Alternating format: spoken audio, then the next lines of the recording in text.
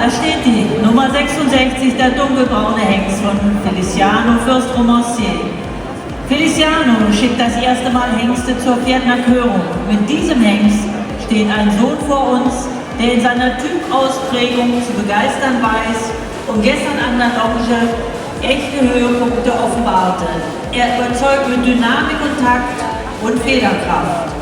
Hinzu kommt ein tadelloses Interieur, das ihn über alle Körtage strahlen ließ. Dieser Hengst wird den schönen Namen Phänomenal erhalten.